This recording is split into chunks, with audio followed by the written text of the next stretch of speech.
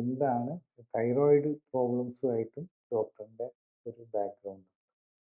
Basically തൈറോയിഡിന് either surgery ചെയ്യുക അല്ലെങ്കിൽ thyroxine എന്ന് പറഞ്ഞൊരു ഹോർമോൺ കൊടുക്കുക. ഇതാണ് മെയിനായിട്ടുള്ള ട്രീറ്റ്മെൻറ്റ് വരുന്നത്.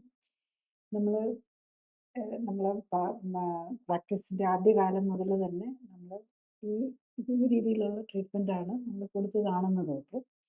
ഞാൻ ഏറ്റവും മിക്കവാറും നമ്മളൊരു എൻഡോക്രൈനോളജിസ്റ്റിൻ്റെ അടുത്ത് ചെന്ന് കഴിഞ്ഞാൽ തൈറോക്സിൻ അല്ല ഹൈപ്പർതൈറോയിഡിസം ആണ് അതിന് മരുന്ന്, അല്ലെങ്കിൽ റിമൂവ് ചെയ്യുക എന്നുള്ളതാണ് തൈറോയിഡിനെ സംബന്ധിച്ച് എല്ലാവരും ചെയ്യുന്നത്. ഞാനതിന് അപ്പുറത്തേക്ക് എങ്ങനെയാണ് തൈറോയിഡ് ഗ്ലാൻഡിനെ റിമൂവ് ചെയ്യാതിരിക്കുക, അതിനാണ് ഇമ്പോർട്ടൻസ് കൊടുക്കുന്നത്.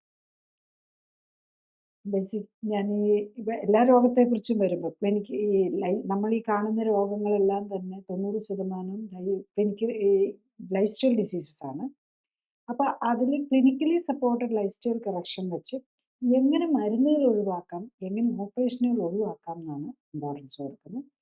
അതിൽ ഇപ്പോൾ മുട്ടുമാറ്റി വയ്ക്കലാണേലും അല്ല ബൈപ്പാസ് സർജറി ആണേലും അത് കഴിഞ്ഞാലും ബൈപ്പാസ് സർജറി കഴിഞ്ഞാലും മരുന്നുകളും ഹാർട്ടിന് മരുന്നുകൾ കണ്ടിന്യൂസ് എടുക്കേണ്ടി വരുന്നവർ ഇതിൽ നിന്നൊക്കെ ഒഴിവാകാനായിട്ട്, അല്ലെങ്കിൽ അതെങ്ങനെ സയൻറ്റിഫിക്കലി കൃത്യമായിട്ടുള്ള മോണിറ്ററിങ്ങോടെ പേഷ്യൻറ്റിന് മരുന്നുകളിൽ നിന്ന് മോചനം നേടാനായിട്ട്, അതുപോലെ ഡയബറ്റിസ് ടൈപ്പ് 2 ഡയബറ്റിസ് നമുക്ക് വളരെ കറക്റ്റായിട്ട് നോക്കിയാൽ ലൈഫ് സ്റ്റൈൽ വെച്ച് നമുക്ക് ഈസി ആയിട്ട് മാനേജ് ചെയ്യാവുന്നതാണ്.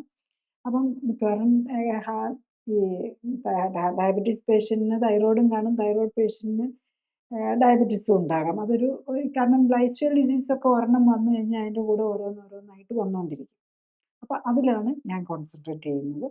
അപ്പോൾ അത് വളരെ നല്ല റിസൾട്ടുകളാണ് വരുന്നത്. അതുപോലെ ഈ ജീവിതശൈലി രോഗങ്ങളാണല്ലോ നമ്മുടെ ഇന്നത്തെ ഏറ്റവും വലിയ പ്രോബ്ലം. അതിൽ നിന്നും എങ്ങനെ മോചനം നേടാം, അല്ലെങ്കിൽ അതിനെ മരുന്ന് ഓപ്പറേഷൻ ഒഴിവാക്കാം, അതിനെക്കുറിച്ച് അതിൻ്റെ പോസിബിലിറ്റിയെക്കുറിച്ച് പബ്ലിക്കിനും കൂടെ അവെയർ ആകാൻ എല്ലാവരും, മീൻസ് എല്ലാ പേഷ്യൻസും എല്ലാ ആൾക്കാരും അവെയർ ആകുക അതിൻ്റെ പോസിബിലിറ്റി. കാരണം അതിൻ്റെ പോസിബിലിറ്റി നമ്മൾ ഇന്നും ഉപയോഗിച്ചിട്ടില്ല. അതിനെക്കുറിച്ചാണ് നമ്മൾ ഡിസ്കസ് ചെയ്യുന്നത്.